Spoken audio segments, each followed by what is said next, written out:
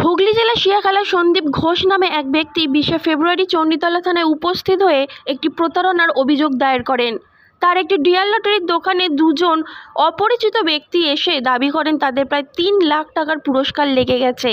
পরের দিন দোকানদার টিকিটগুলি নিয়ে মূলত এজেন্সিতে জমা দিতে গেলে জানতে পারেন সেগুলি জাল। অভিযোগের ভিত্তিতে চণ্ডীতলা থানার ভারপ্রাপ্ত অফিসার বাপ্পি হালদার মহাশয় বিষয়টি তদন্তের ভার দিয়েছিলেন এসআই শুভ ঘোষ মহাশয়কে। তদন্ত শুরু করে এবং হুগলির রুরাল পুলিশের সহযোগিতায় মগরা থানার কুন্তি ঘাট এলাকায় একটি ভাড়া বাড়ি থেকে 3 জনকে সন্দেহভাজনভাবে আটক করা হয়।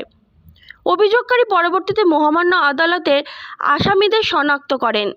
ভাড়া বাড়ি থেকে উদ্ধার করা হয় জাল লটারির তৈরি বিভিন্ন সরঞ্জাম।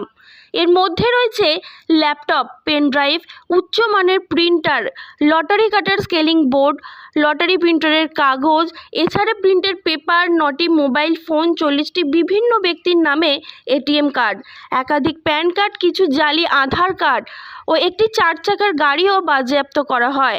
আসামিদের 8 দিনের জন্য রিমান্ডে নিয়ে যাওয়া হয়েছিল। এ বিষয় নিয়ে হুগলি গ্রামীণ পুলিশ এসডিপিও তমাল সরকার মহাশয় কি জানালো বিস্তারিত দেখে নেব ডেলি আনন্দবার্তা নিউজের পর্দায়। আচ্ছা, গত ফেব্রুয়ারি মাসের 20 তারিখে সন্দীপ ঘোষ নামে এক ব্যক্তি চণ্ডীতলা থানায় এসে উপস্থিত হন এবং একটি প্রতারণার অভিযোগ তিনি চণ্ডীতলা থানায় দায়ের করেন। সেই অভিযোগ অনুযায়ী তার লটারির দোকানে দুটি অপরিচিত ব্যক্তি আসে এবং কিছু লটারির টিকিট দেখিয়ে সেগুলোতে দাবি করে যে তাদের সেই টিকিটে 3 লক্ষ টাকা পুরস্কার লেগেছে। এরপর তারা দোকানদারকে প্রলোভন দেখিয়ে লটারির টিকিটগুলি তার কাছে রেখে যায় এবং পরদিন নগদ অর্থ গ্রহণের কথা জানায়। সেই দোকানদারের বিশ্বাস অর্জনের জন্য তারা সেই দোকান থেকে কিছু লটারি পারচেজও করে এবং একটি ব্যাংক অ্যাকাউন্ট দিয়ে যায় যাতে তারা টাকাটি ট্রান্সফারের জন্য রিকোয়েস্ট করেন। পরদিন সেই দোকানদার সরল বিশ্বাসে ওই ব্যাংক অ্যাকাউন্টে টাকা ট্রান্সফার করেন এবং পরবর্তীতে তিনি যখন ওই লটারিগুলো মূল এজেন্সিতে জমা করেন তখন তিনি জানতে পারেন যে সেই লটারিগুলো সম্পূর্ণ ফেক।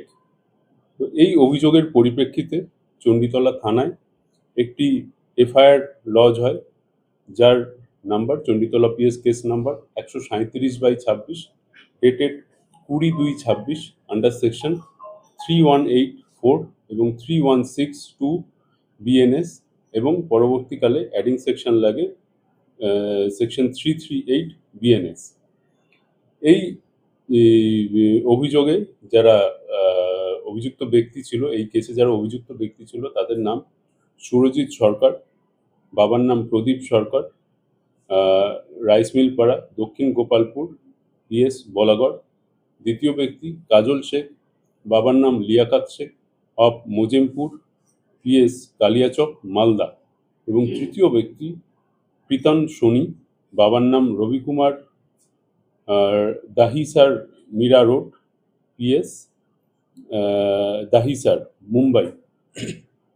এরপর আমাদের চণ্ডীতলা থানার officer sub inspector Shubho Ghosh সেই তদন্তের দায়িত্বভার পান এবং সেই তদন্ত করা চলাকালীন আমাদের হুগলি জেলার এসওজির সহায়তায় আমরা একটি রেড করি মগরা থানার কুন্তিঘাট এলাকায় এবং সেখান থেকে সন্দেহভাজন 3 জন ব্যক্তিকে আমরা আটক করি। পরবর্তীকালে তাদের মহামান্য আদালতে আসামিদের শনাক্তকরণের জন্য পাঠানো হয় অভিযোগকারীকে এবং আসামিদের 8 দিন পুলিশ রিমান্ড পাওয়া যায়। এই রিমান্ড পিরিয়ড চলাকালীন তাদের কাছ থেকে তাদের যে ভাড়া বাড়ি ওখানে কুন্তিঘাটে তারা যেখানে এই কর্মকাণ্ডগুলো করত সেখান থেকে আমরা বিভিন্ন সরঞ্জাম উদ্ধার করি, যার মধ্যে রয়েছে ল্যাপটপ, পেন ড্রাইভ, 2টি প্রিন্টার, লটারি কাটার স্কেলিং বোর্ড, লটারি প্রিন্টিং কাগজ ও ছেঁড়া প্রিন্টেড পেপার, 9টি মোবাইল ফোন, প্রায় 40টি বিভিন্ন ব্যক্তির নামে ব্যবহৃত এটিএম কার্ড, একাধিক প্যান কার্ড ও কিছু জাল আধার কার্ড। এই ঘটনার সাথে জড়িত একটি 4 চাকা গাড়িও পুলিশ বাজেয়াপ্ত করেছে। তো আজকে পুলিশ রিমান্ডের শেষ দিন। এরপর আমরা এই অ্যাকিউজদের আমরা কোর্টে রিমান্ড করব এবং তদন্ত আমরা এগিয়ে নিয়ে যাব এই কেসে। স্যার এনারা কি মানে বেশিরভাগই সব ভিন রাজ্যের? ভিন রাজ্যের একজনই আছেন এবং বাকি দুজন এই রাজ্যের আছেন। স্যার এদের কি আগের কোনো ক্রিমিনাল রেকর্ড আছে? ওটা আমরা ভেরিফাই করে দেখছি। এখনো অবধি এ বিষয়ে কিছু জানতে পারিনি, তবে আমরা ভেরিফাই করে দেখছি। এছাড়াও কি অন্য কোনো কেসের সঙ্গে এরা যুক্ত? সেটাও এখনো জানতে পারিনি, ওটা আমরা ভেরিফাই করে দেখব। জানতে পারলে, যখন জানতে পারবো তখন জানিয়ে দেবো। স্যার অনেক নামে ডেবিট কার্ডগুলো রিকভার হয়েছে, সেটা কি ওদের আইডেন্টিফাই হয়েছে কার্ড?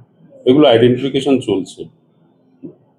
যাদের ডেবিট কার্ড এরকম নামে করা হয়েছে তারা কি জানতেন যে তাদের ডেবিট কার্ড এখনো অবধি সেরকম কোনো কমপ্লেন্ট আমরা পাইনি, তবে সেইগুলো আমরা ভেরিফাই করে দেখছি। আমাদের পোর্টালে আমরা ভেরিফাই করে দেখছি যে তাদের এই যাদের ডেবিট কার্ড আছে সেই ডেবিট কার্ড ওনার কোনো কমপ্লেন্ট আছে কিনা সেগুলো আমরা আস্তে আস্তে ভেরিফাই করে দেখছি।